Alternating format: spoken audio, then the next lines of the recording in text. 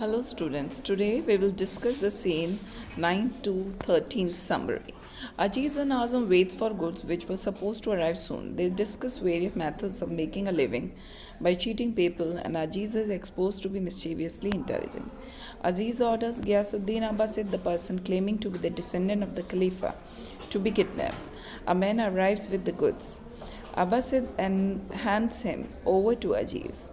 Aziz then murders him and dresses himself up as Ghiyasuddin Abbasid, disguise, which forms an integral part of the theatrical technique used in the play, is once again used to magnify the theme of parallelism between Aziz and Sultan. Aziz once again cleverly managed to manipulate the orders of the Sultan. He makes the best strategic use of the political climate of Daulatabad and steps in the disguise of a holy man who was invited by the Sultan. The observance of prayer would only be resumed after the arrival of this much awaited guest. Scene 10th. The stepmother questions Tughlaq and reprimands him for his erratic and illogical behavior. The proposal for equating the value of copper coins and silver dinars had led to a huge problem. Around 500 carts of counterfeit coins had to be exchanged for silver dinars, and the stepmother feared this might adversely affect the economy. Tughlaq is disturbed by the death of Najib, his advisor in political matters. He orders many of the amirs and their families to be killed for not being able to reveal the name of the murderer. On hearing of these innumerable deaths, the stepmother reveals the fact that she had Najib poisoned to death as she apprehended further violence. Tughlaq is further agonized by this revelation. He is torn apart and becomes mentally unstable. He orders her to be stoned to death for her crime. Tughlaq is further isolated from his surroundings.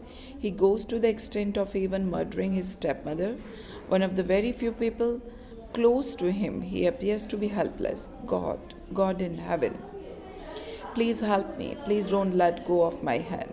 My skin drips with blood, and I don't know how much of it is mine, how much of others. I started in your path, Lord. Why am I wandering naked in this desert now? I started in search of you. Why have I become a pig rolling in this gory mud? Raise me, clean me, cover me with your infinite mercy. I can only clutch at hem of your cloak with my bloody fingers and plead. I can only beg, have pity on me. I have no one but you now. Only you, only you, only you. Barney announces that the descendant of the Khalifa has arrived and it is a time for resuming prayer in the kingdom. Scene 11. The citizens do not rejoice on hearing the news of the arrival of the holy man. They are further perplexed because, in their opinion, prayer is not a befitting solution for death and famine. People have been mercilessly murdered. Many others have starved to death in the long run. Prayer can no more save their starving frames. Tughlaq welcomes Abbasid, who is Aziz in disguise. He uses high-flown words and honorary titles for him, which seen in the context of the play sound hilarious since the readers are aware of the fact that it is Aziz in disguise. A Hindu woman who lost her child on the way to Daulatabad recognizes Aziz but is silenced. Royce followed this episode since this is supposed to be yet another cleverly contrived measure at defeating the will of the citizens. Scene 12. Azam makes plan for escape from the palace with Aziz.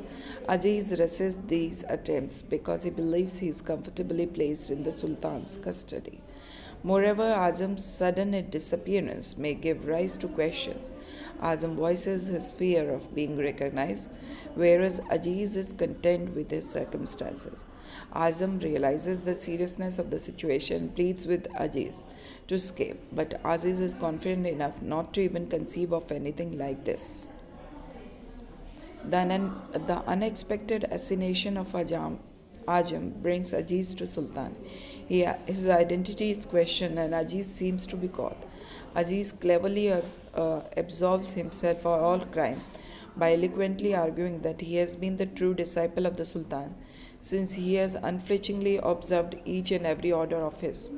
He was a disciple who closely imitated the actions of the Sultan himself, obeyed every bid of his, and stood by every law. He reveals the fact that when the Sultan declared the oneness of all religion, he, a common dhobi, was the first to file a suit against the Sultan in the garb of Brahmin. He then produced counterfeit currency and obeyed the new law. He plundered people of their wealth and belonging on the way to Daulatabad. Exhausted with all this, he killed Abbasid and appeared in the garb of a holy man. On being asked what punishment would be the most appropriate for him, he requests the Sultan to promote him to the post of the officer.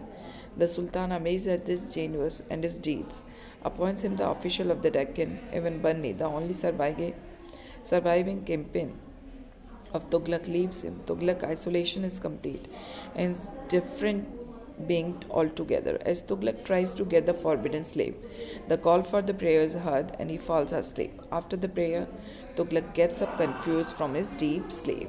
Thank you.